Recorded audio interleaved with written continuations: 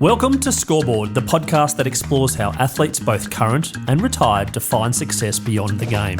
Each episode dives into the mindset, financial decisions and career choices that shape their personal scoreboard, whether they're still in the arena or transitioning to life after sport. From victories to challenges, we reveal how athletes take charge of their own paths and decide what truly matters on their scoreboard of life. I'm your host, Chris Titley, and welcome to Scoreboard. Hi, it's Chris Titley here, and on today's episode of Scoreboard, the podcast, I am joined by Rosie Popa. Rosie, thank you so much for being part of this series. Thank you, Chris. It's so nice to be on the show today. Thank you. Rosie, we're sitting here on the 2nd of April 2025. It is a miserable day here in Brisbane. It is pouring rain. I'm glad I'm inside. I feel for the kids at school and playing sport. I think everything's cancelled again today. Oh, How are you going, and how's your day started today? Oh, it's been wonderful. We're actually like 25 and sunny down here in Melbourne, so we can't complain at all. But day's been really lovely so far. Actually, I've just come back from spending some time with some other retired athletes. So every Wednesday we come together and kind of have a little support group together. So always just like such a nice stopgap midweek to kind of come together and disperse and get on with our lives, I guess. So it's it's really, really lovely. So far, that's so awesome. good. So far, so good. And on a Wednesday, midweek too, actually trying to, hump day, trying to collaborate. Yes. Yeah. Now, Rosie, 2025 so far for you, a quarter of the way through the year. How are you? How's your 2025 begun?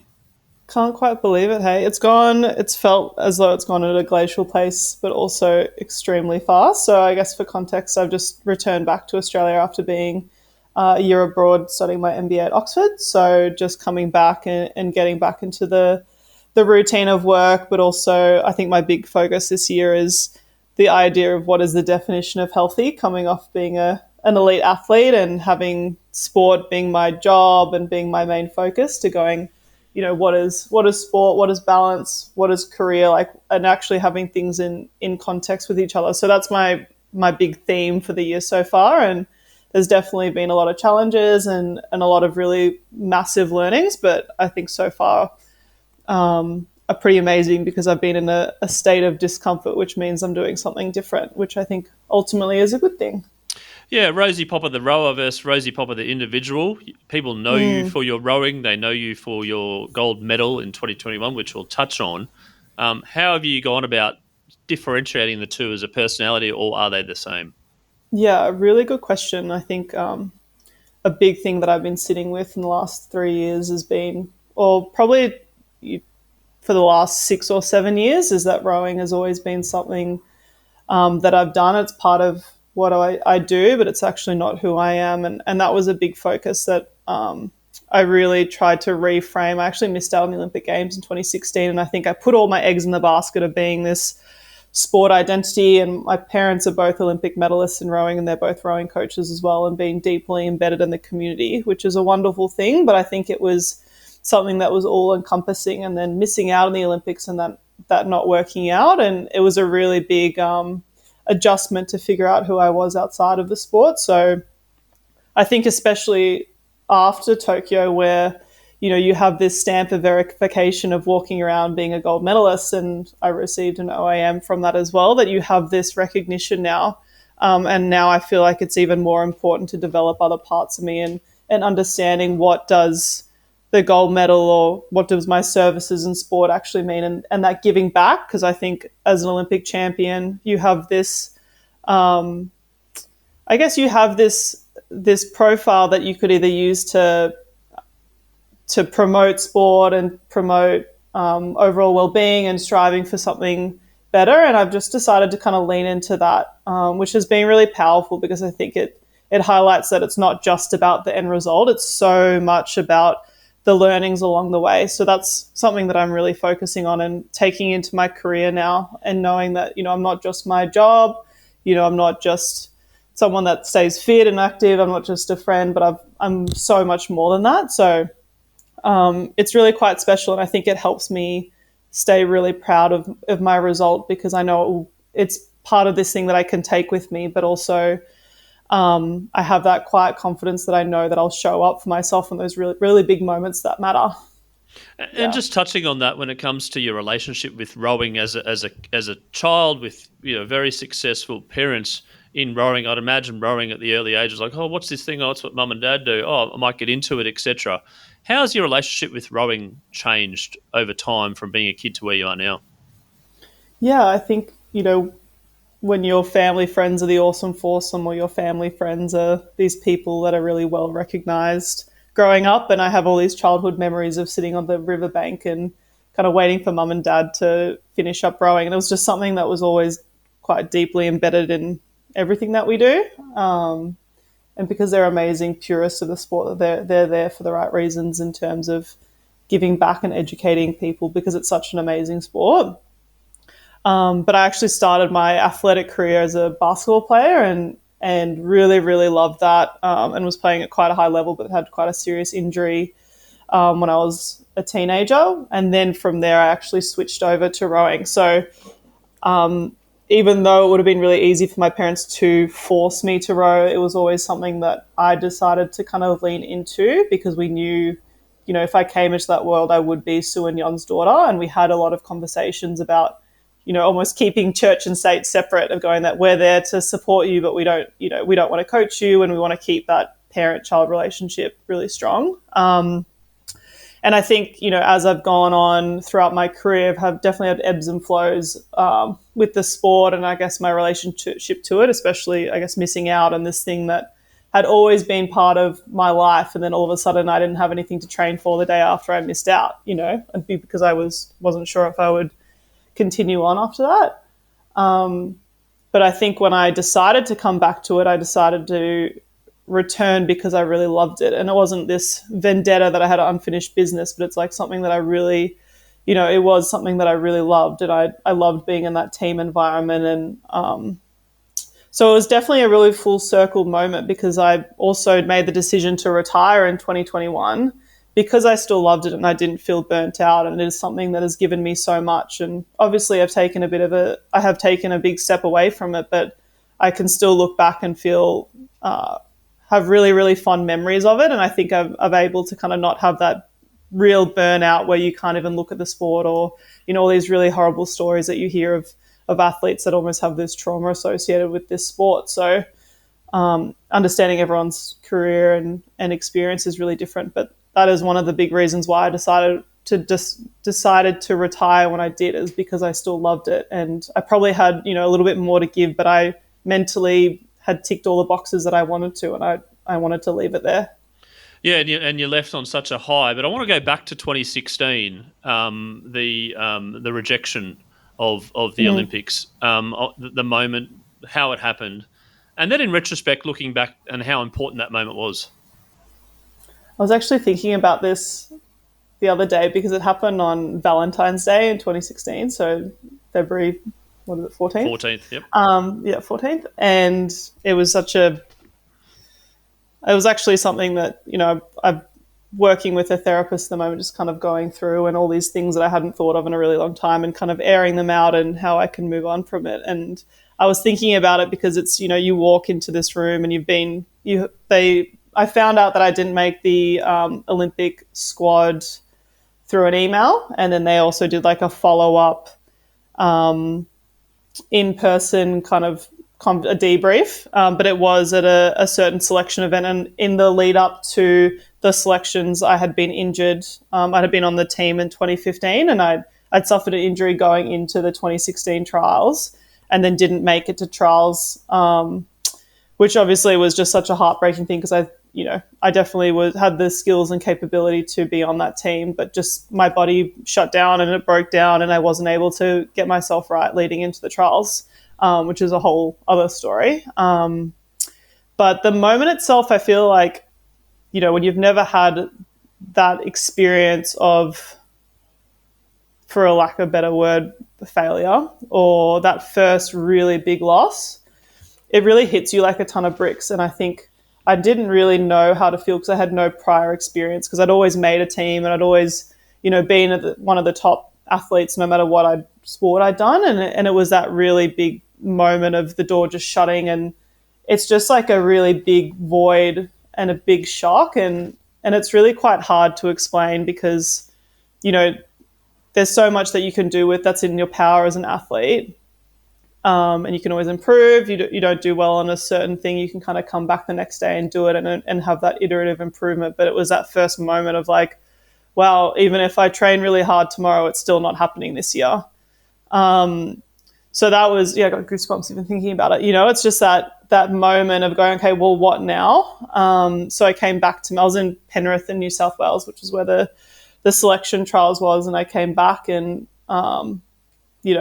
I luckily having the parents that I do, there was nothing but support. And I think I realized on a personal note that they would still love me even though I didn't make a rowing. That was a big thing. Like, it's going to be completely fine, and took the best part of the year to recover. So I actually went and did a bit of a eat, pray, love in South America and worked on a lemon farm picking lemons and worked in a hostel and just did things that I had always had to say no to, and kind of saw how the other side lived in terms of having that ultimate freedom, because you do, to a certain extent live in this institutionalized mindset and routine, and just not having routine or structure and just being and existing. And I think kind of having that massive reset and knowing that will always be there. Once I came back from that trip, I really started to engage with my club here in Melbourne, Banks Rowing Club, and the coach, Nick Mitchell at the time, just was encouraging me to come down and said, just come down because there's a really good squad here. It's a really good environment. And that's when I first learned about like club rowing of, oh, wow, I can just do sport because I love it, or I just want to be there with my mates. And then I had another amazing coach, David Orchard, who's, gently encouraged me to kind of come get back in the boat and see, kind of try to tap into that potential that I had. And I think I was just really surrounded by a lot of support at that time. The Victorian Institute of Sport helped me with my physiology. So, my parents here and all my friends back here. And I think it was just a massive rebuild from that of knowing, well, the worst has already happened. So if I go again, I already know what that feels like, that if it happens again, I know that it will be completely okay. And I think it took away a lot of that fear for me of missing out. And I think it just completely liberated me of going, all right, I'm just going to go for Tokyo. And at that point, it was 2020, but I've got, 3 years in me, and I'm going to put my foot on the accelerator and just see what I can do and not leave any stone unturned. So it really helped kind of unlock this absolute freedom and just doing things because I didn't have to come back to rowing. It was something that I chose to. And it really unlocked the fact that this is something that I really, really wanted to do, which I think probably pre-2016, I had this maybe heaviness of obligation that it's, I'd come this far, I may as well finish it off or have a go. So I think that really reflected in my training results as well, that I was taking more chances or taking more risks or kind of taking accountability of my training and knowing what worked for me. Yeah, and the Brisbane Lions this year had a thing when you're skating on thin ice, you might as well dance. It sort of felt a bit like that when totally. you've got a little bit more freedom, and you've also been to they lost the grand final the year before by 4 points. So the rejection, the feeling. Did you 2017 when you decided to go again? Did you have in mind to A, participate in the Olympics and B, to win a gold medal? Was that a goal, or was it more like just going, I'm just going to give it my best shot and see what happens, because knowing I've given it my best shot before and it didn't go my way? Yeah, it's a really good question, because I think rowing is such a slog where you do so much training for such, there's so few races. So for context, as you train 3 days, 3 sessions a day, 6 days a week, and there's, 3 key regattas, 2 World Cups, and a World Championships. And then if you break it down again, so each of those races is 6 minutes, and you do 2 to 3 races in each one of them. So you're racing for less than an hour at the international level per year. So that's like the ratio of 6 days a week of training to 1 hour of racing per year. And there's obviously so many things outside of your control. I was in a crew boat, so I would always row with either 4 or in a 4 or an 8. So you're either 25% or 12.5%, of what you can control at that given race. So there's so many other things going on. There's injuries, there's all these other things. So the way that I really approached the 2020 cycle, we call them Olympiads, we call them cycles, was that every day just trying to get better than the day I was before. And because I was pretty unfit after, picking lemons on a lemon farm. I guess I was improving quite quickly, but I also was trying not to get injured. And by then, in 2017, Mrs. Gina Reinhardt had started funding national training centres for the sport of rowing. So that it actually created a national training centre in Penrith, where the top 25 women go. You get selected for that, and then the top 25 men are in Canberra, where the old AIS boat shed is. So that was like kind of my first hurdle to be like, okay, well, I've got to get into the National Training Centre. And then from there, the pool of athletes that are chosen for the Australian team are based off that 25. So you're kind of in selection every single day. And you've kind of kept on your toes. So I think for me, it was making sure that I could kind of come up the ranks in a way that I was an athlete that couldn't not get selected. I think there's a really big mindset shift of, I want to be on the team to like, okay, what boat am I going to be in? And I wanted to be in that, okay, what boat am I going to be in? And then from there, I was like, okay, I want to be in like the top X amount, or I want to make sure that whoever I row with, they're ranking higher than when they're rowing with anyone else. So I really broke it down, because I think if you're thinking about being an Olympic champion in the middle of winter in 2018, it's pretty hard to put in context. So I really tried to focus on staying present and understanding that you have to kind of as a big thing in rowing, you talk about staying on the stroke that you're on. So I was really trying not to think too far ahead, which would mean that maybe I would cut corners or skip things, and try to be really present and just trust the coaches. So we would kind of every week kind of look big and then kind of bring it back. So every week we'd be like, okay, X amount of weeks to the Olympic Games or World Championships. This is what we're doing this month. This is what we're doing this week. This is what we're doing today. And so I think it was you understanding what you were aiming for.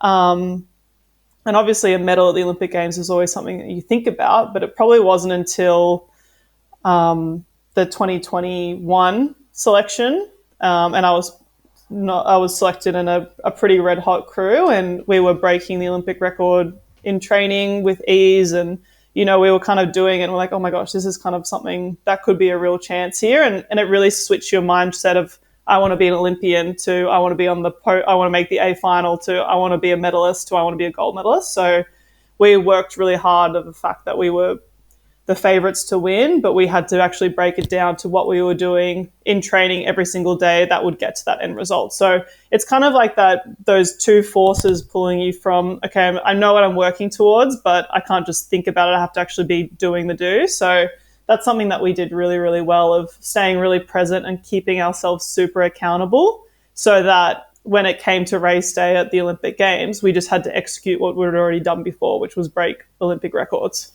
I'm curious to know around the four. Were you paired with different people along those trials? Did you have different teams? How much individual work did you have to do going, pick me in the four, versus maybe your friend that might not get picked that you're racing with in a four beforehand? I mean, how did you go with that battle of an individual self-worth to be picked in that four versus working as a team to win a gold medal?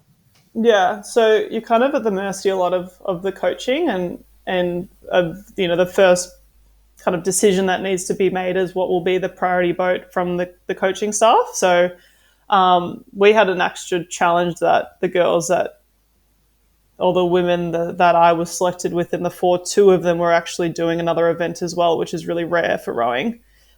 So we had to actually split our time when it came to the Olympic Games, that we were in two pairs, which is two people with one oar. So 50% of the time that we were in two pairs, and then 50% of the time we were on the four. So I was kind of half a week a training boat to this other boat class, and then would come together. So that was a lot of complexity, and in terms of executing a massive challenge. I think that is just there should be a case study about it. It was just an amazing experience. But the actual selection itself is that throughout the year, you're kind of in this constant selection, and you do kind of find synergy with the person to sit that becomes like your pair partner. You kind of have a few people that you click with really well, because it's not just physical performance. A lot of it is the communication and how you kind of work together. So I had kind of a few people that I clicked with really, really well. And then based on certain trials before the Olympic trials, you're kind of matched up, and then you're ranked in a certain pair leading into the selection trials. And then from that, they have a pairs race. So all the pairs that are matched together get raced down, and then the top 8 people within the results of that kind of gets selected into certain rotations. And then from there, based on like the crews that they want, you'll go from being in a pair kind of performance together, and then you'll get individually trialed against other people. And it's a pretty grueling week. So you're doing race after race, and sometimes you feel like they're just trying to throw eggs at a wall and seeing what will crack, or they're just trying new combinations. So it's a really mentally challenging, but I think also on the other end, you're seeing your teammates push really, really hard, and they're showing up and they're delivering as well, which I think you need to do, and everyone needs to be selected. So when you get to those really high pressure moments, you've seen people do the work. So it is a mix of kind of the consistent performance throughout the year, or how people have performed at previous world championships, but then the kind of the icing on the cake is that selection week where, they're pretty grueling, and definitely put some hairs on your chest and make you pretty tough. Yeah. And then through the selection process and getting closer to the year 2020, and you maybe getting to a point of, the pointy end of selection, etc. And then this flu appeared in sort of, December, January, February of 2020. Yeah. I mean, what were you thinking around then? And then the athletes, was there a team picked by then, or was it loosely picked? And then to actually go, what is going on? And then bring that back to mindfulness perspective, which you were talking about in 2017 around health and family and support crew, to go, there's something a bit bigger here than actually an Olympic Games. Yeah, it was an insane experience. So we'd actually gone through the week that I was just talking to you about. We'd had that 2 weeks prior, and then we had heard of this virus kind of happening around the world, but I think you're in this bubble yourself. I personally wasn't really paying attention, because I think, there's always, before any Olympic Games, there's always, rumors that it won't go through. With Rio, they talked about, the plumbing or, infrastructure and stuff like that. So I was very conscious of kind of just focusing on of what I could control. But we were out. I had been selected into the women's 4, but the actual lineup itself was completely different to the one that I raced in Tokyo. There was only one other girl, Lucy Stefan, who sat behind me, was actually selected in the women's 4 for 2020 and 2021 as well. But the other 2, there was a change. And we were just getting off the water, and the coaches were zooming around in the tinnies and saying, we've got at 11 o'clock, we've got a meeting with the high performance director, so weights will be cancelled. And that's like, that's so weird. Why would you cancel? I mean, talking about like, you're so kind of just in the moment. It's crazy to think now. It's like, of course you kind of knew it was going to happen. Yeah, but not at the moment. I mean, just everyone, I think, at you're the just time at work, right? doing it work and going. And I remember they're saying, they might even cancel an NRL game. You're like, no. And talking about like, these immovable objects that you think about, like it just was so unworldly. So they had the chat with us after, and they said, well, at this stage there is a COVID-19 is happening, and Australia has made the decision, if the Olympics does go ahead, we think it's too dangerous, that we will not send a team regardless if it does happen.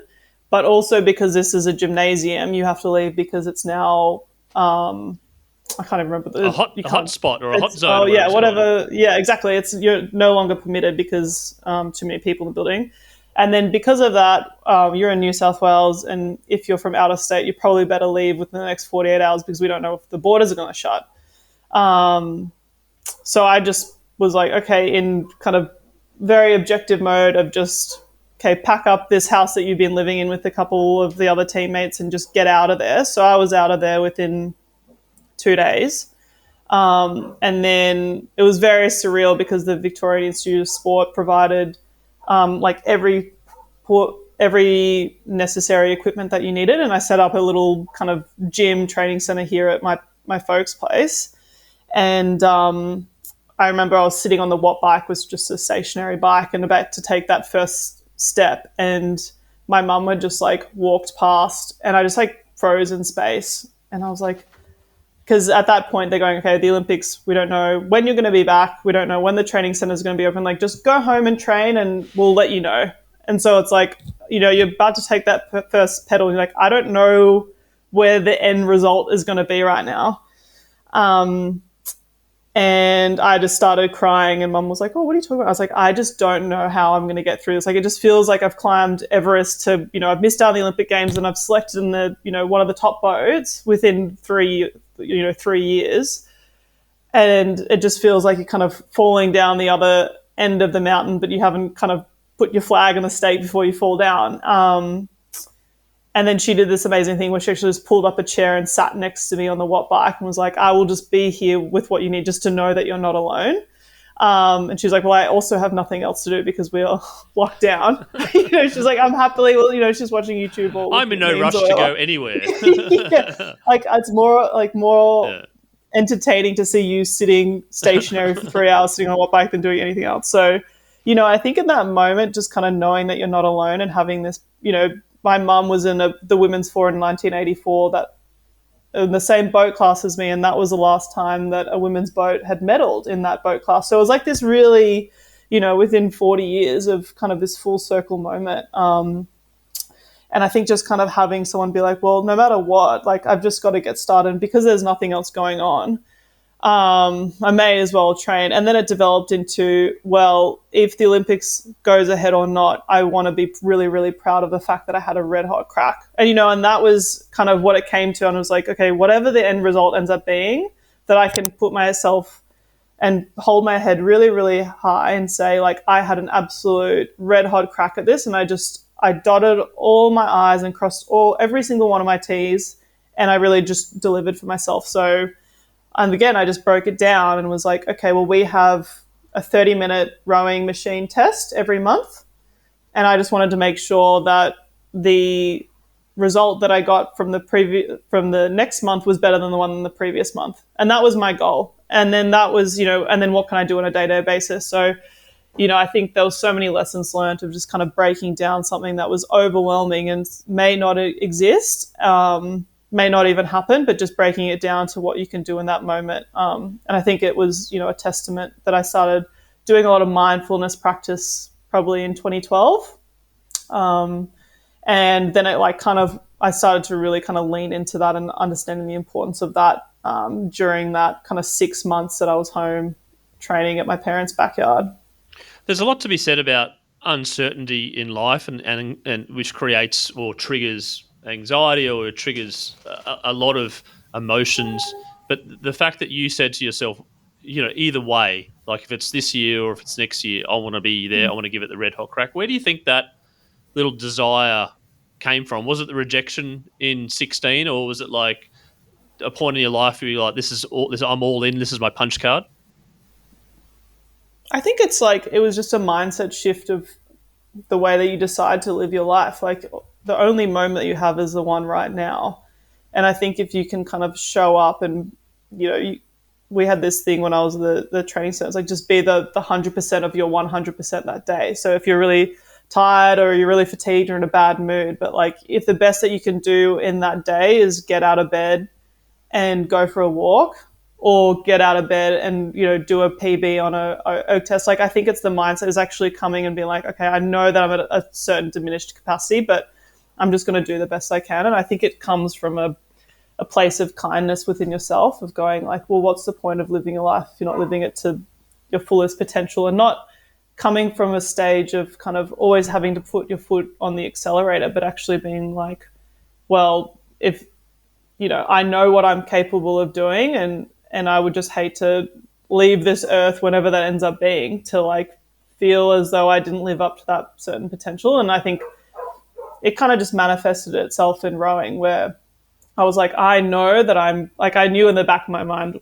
that I would be done after Tokyo, whatever. And I was like, I'm just going to squeeze everything I can out of this. And, it's not, it wasn't a mindset that was sustainable at all. But I think that the Olympic Games is not meant to be this thing that is accessible. Like it's, the motto is like higher, stronger, faster. It's not, sustainable Yep. balance. And, Yeah. for me, I'm like, I want to be kind of one and done. I want to come in and execute and leave and move on. And I understand a lot of people do multiple Olympic Games, but for me, it was like, okay, I'm coming in, I'm going to have a really big peak here, and then I'm going to move on. And now the way I live my life, the goalposts have changed because I can't live in that intensity anymore, but it was context appropriate. And I think, that's where it came from, being like, okay, I'm just going to squeeze everything out, because if I don't take advantage of this opportunity right now, and I put myself in such an amazing position into 2020, I owed it to myself and owed it to my teammates who I'd rode with to show up and be the best Rosie on any given day. Yeah, that's a great way to live your life. And you're right, in terms of a finite, there's a 4-year gap, firstly, whereas if you're a cricketer, you get out for a duck, you can play the next game next Saturday, right? The Olympics, you miss out, it's 4 years, right? So there's actually a big shift in terms of the time perspective, and you articulated that really well. I'm curious to know that the phone call or the email that you got in 2021 to say you're going. Yeah, it's one of those things, right, where it kind of happens, and because I feel like you kind of know it before the actual official. It was a really really good feeling to see it on paper. I think I'd been kind of craving that moment of, this is something that no one can take away from me. So I think at the end of the selection, it was pretty. The question wasn't if I would be in the 4, it would be what would be the layout of the 4. So I kind of had a bit of a decision. Me and Lucy, we could either have Jess and Annabelle, who were the girls that I was mentioning before that were also going to be in the pair, because that was a really, really amazing combination. So do we make the decision to all buy into this 4, where we are separating our time and dividing our efforts, or do we have 2 other girls that were ranked 3rd and come in, and then that would be 100% of the time? And I think so Jess, who sat in front of me and was in the pair, we actually trained together when some of the restrictions tried to ease up here in Melbourne, and I think we really pushed each other, and in this friendly competition really showed each other that we were the real deal. And I think over that COVID year, Annabelle, Lucy, Jess and myself, we kind of all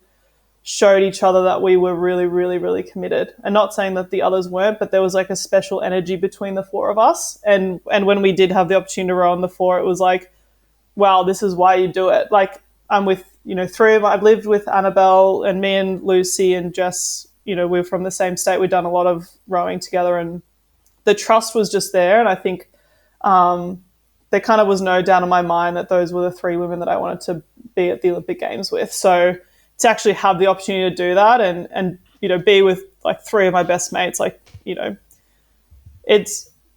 don't actually know if there are words to explain it, because it was just this energy that felt, and it felt so compatible and so right. And no matter what the world was throwing at us, I just knew that those 3 women would step up, and I would step up as well. So it was pretty amazing to actually have it like official. Yeah, and then to actually go to the Olympics, get the call right. We're on here. We've been doing some good times. The thinking around the Olympic campaign, any sort of self-doubts, any sort of negative thoughts come into it, or is it like, this is the 4, as you mentioned, it feels right, let's get going through the heats and let's get to the final? Yeah, I guess I don't know if it actually ended up being a positive, but because there was so much uncertainty with the Olympics, actually, if it would go ahead. So initially we were told, even with like the dining hall situation, we were told that, you had to either be rowing or you had to be in your room at the Olympic Village, and they will bring food to you. And then it was like, okay, they're going to ease it up a little bit that you can go to the dining halls. And then it was, we were actually in Penrith about to leave to go to Rockhampton for a pre-departure camp a few weeks before, but then the borders to New South Wales and Queensland were going to close, so we had to pack up our bags again really, really quickly and actually drive to Canberra before midnight to get to the ACT to be able to fly out to Queensland. Like, there was all these other crazy things that are happening, and we were only able to get into the Olympic Village 5 days before.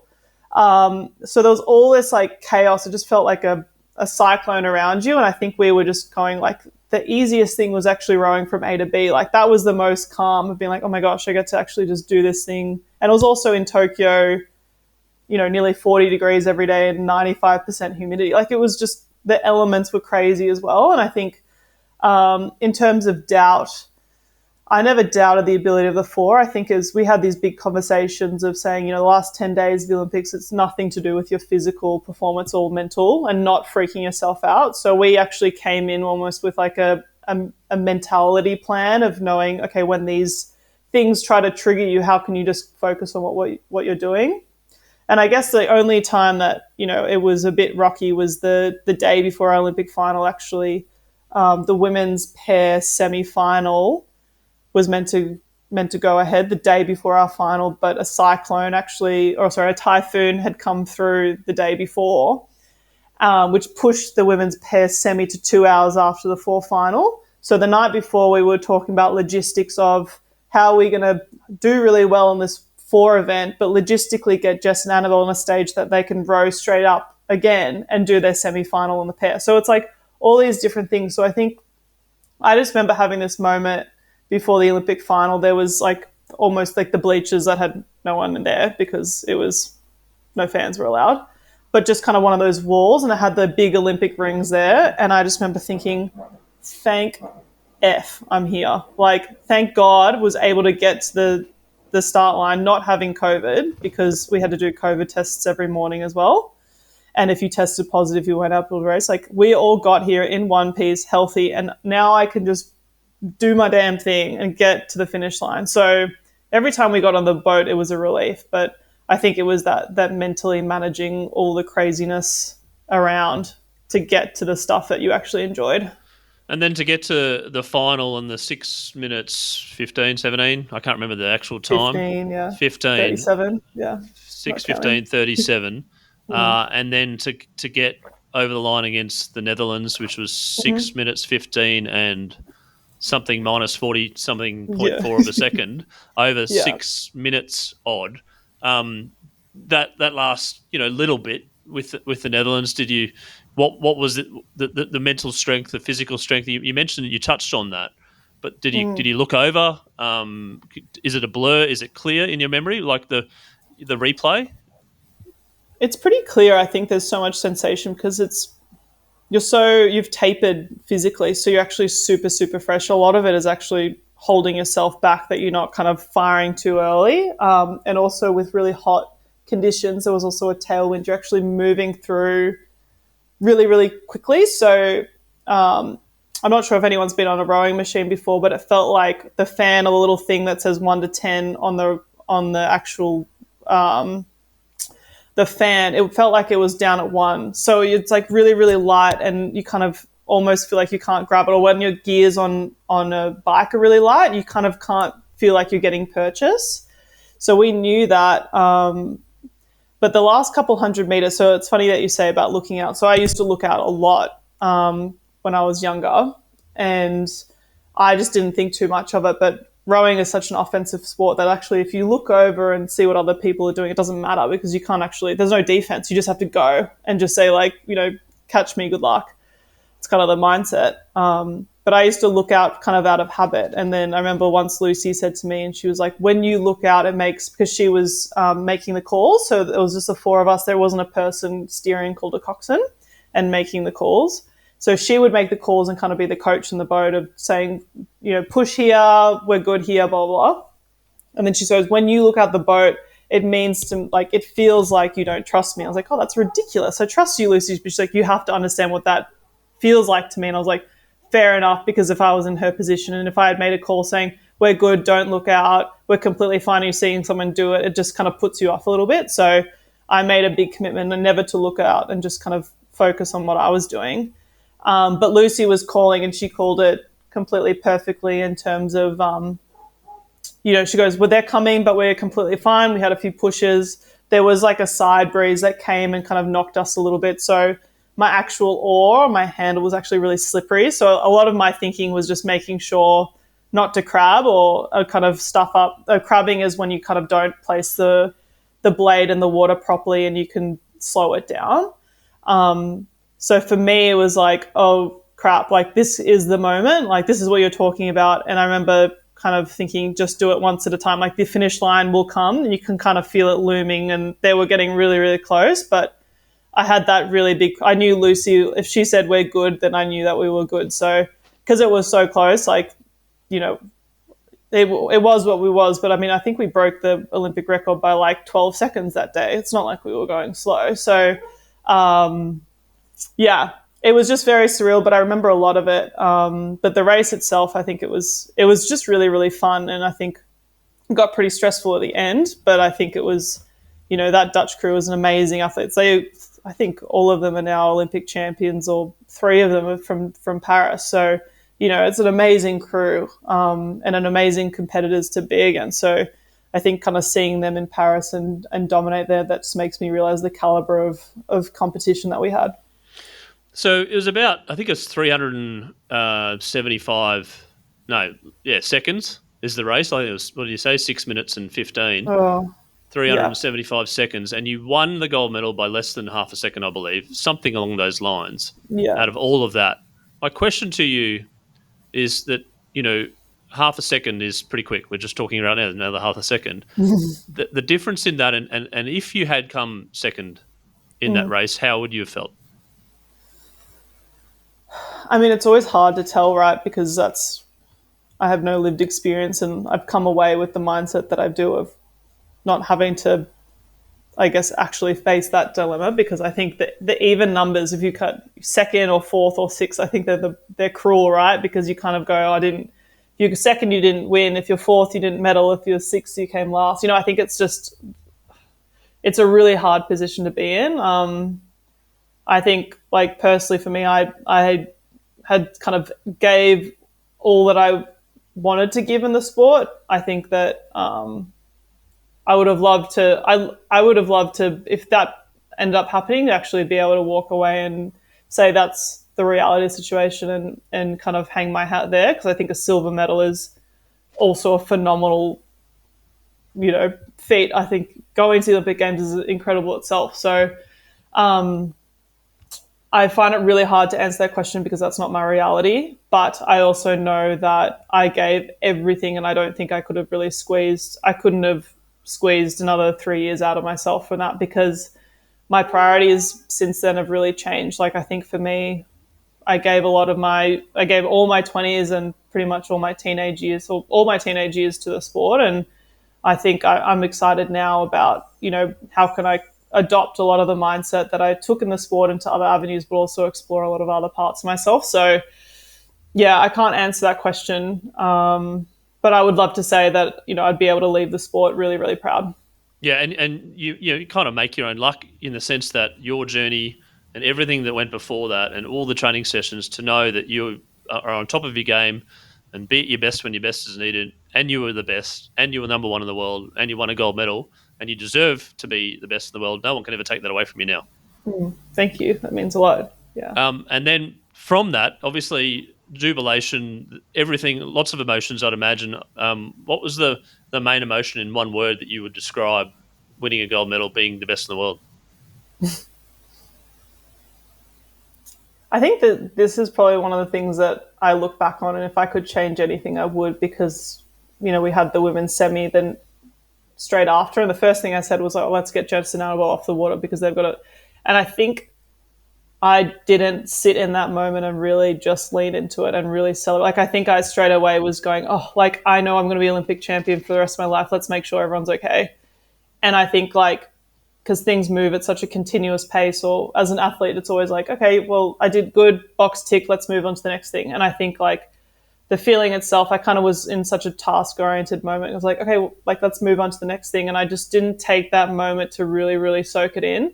And I think that that's been the biggest learning for me. Of, like, if I had just, like, not had any other thought, but just completely been in that moment, I think that would have been, like, the cherry on top. But, you know, it was such a crazy time, and it was just like we had to be in logistics mode, because I'd, you know, got up and stood up and, you know, done all these things. Like, that's probably not my character as well. Like, I was, you know, I think one of my superpowers in rowing was the fact that I was thinking about other people in terms of like from a caring mindset to set them up for success as well. So, and consoling people when they're not doing well and not, necessarily kind of putting myself first at times. And I think like, sometimes you just have to have that moment where you kind of know a chapter's ending to just be like, that was a great book. Like what a way to finish and just like sit in that moment. So yeah, I think, again, I'm not, too hard on myself, but if I could do it again, I probably would, relish in that moment a little bit more. But I also think it's helped me have this kind of delayed gratification of like,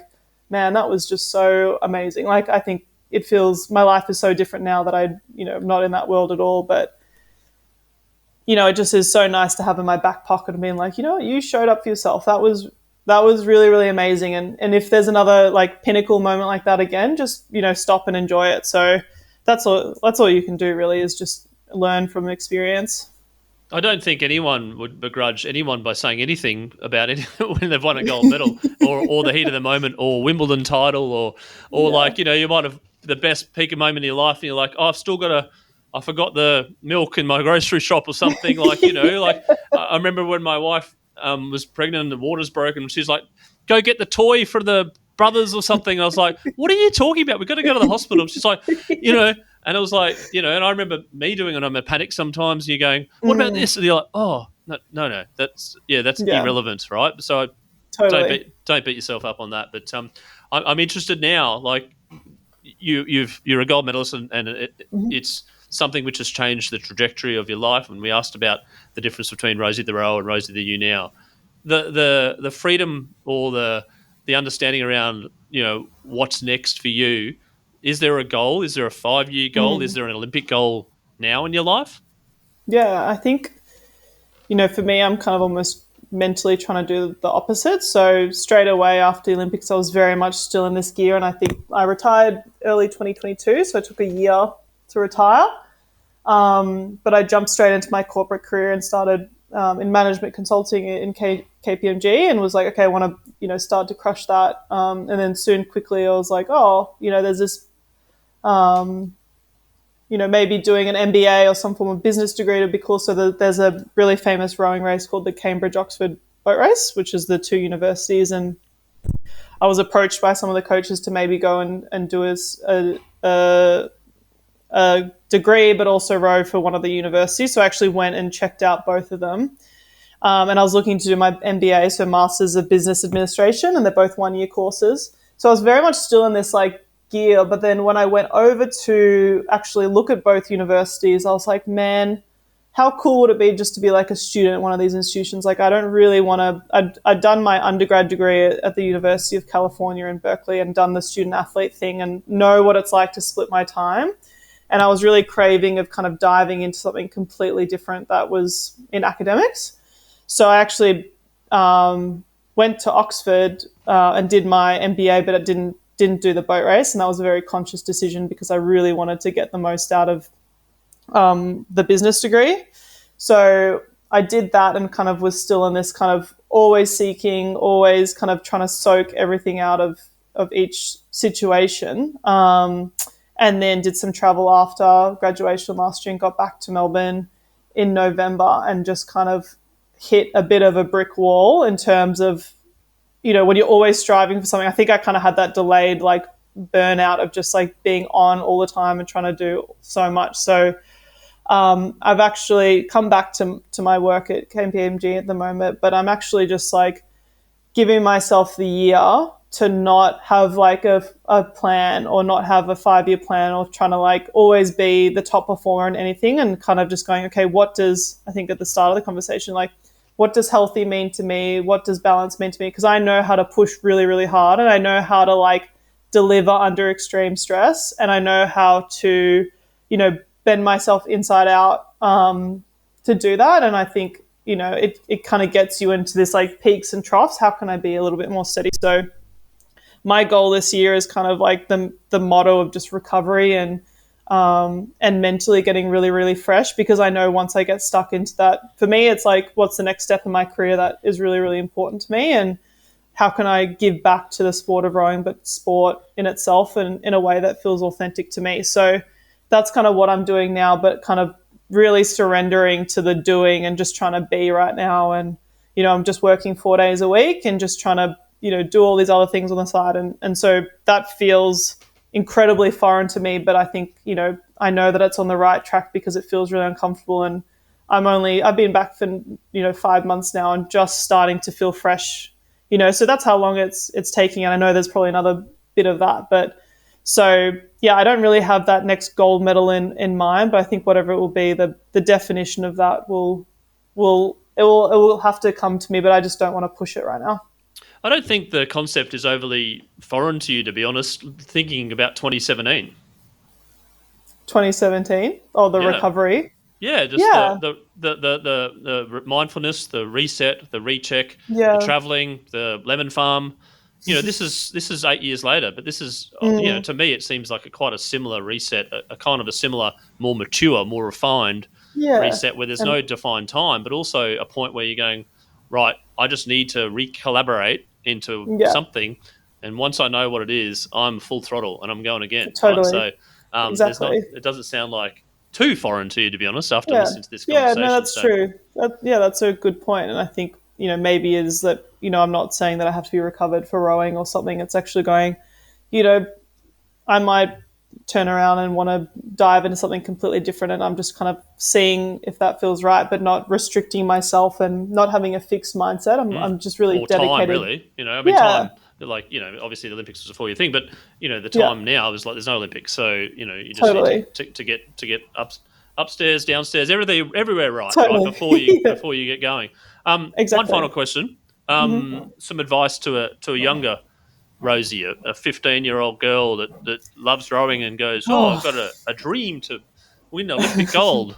I've got a dream. I used to be really, I guess we could have another whole podcast on this, but I used to have like a lot of performance anxiety, a lot of disordered eating, a lot of just being really, really, really negative and hard on myself. And I think if I could go back and just kind of really encourage that younger version of myself to be really, really kind and not try to look for, I guess, external approval, but give that to yourself. I think that's what I would tell her, that just being like, no matter, what anyone else says or feels or does towards you, it's how you think about yourself. And I've said this a few times of other podcasts, is like, the person that you spend the most amount of time with in your whole life is yourself. Like, you may as well enjoy it. So that was something that, probably took until my 20s. But yeah, if I could go back in time, this, 6 foot, 15-year-old girl trying to balance, rowing and school and basketball and everything, just be completely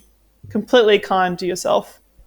Rosie Popa, it's been a delight having a chat to you today. Thank you so much for coming on to the Scoreboard podcast and giving us a bit of a glimpse into your life, what it takes to become world champion, what it takes to become an Olympic gold medalist, and what it takes to actually find yourself in regards to dreams and desires and goals, and the importance of reset and the importance of mindfulness. I wish you well in your venture, whatever that may be, in the coming years. Looking forward to following your progress and supporting you where I can.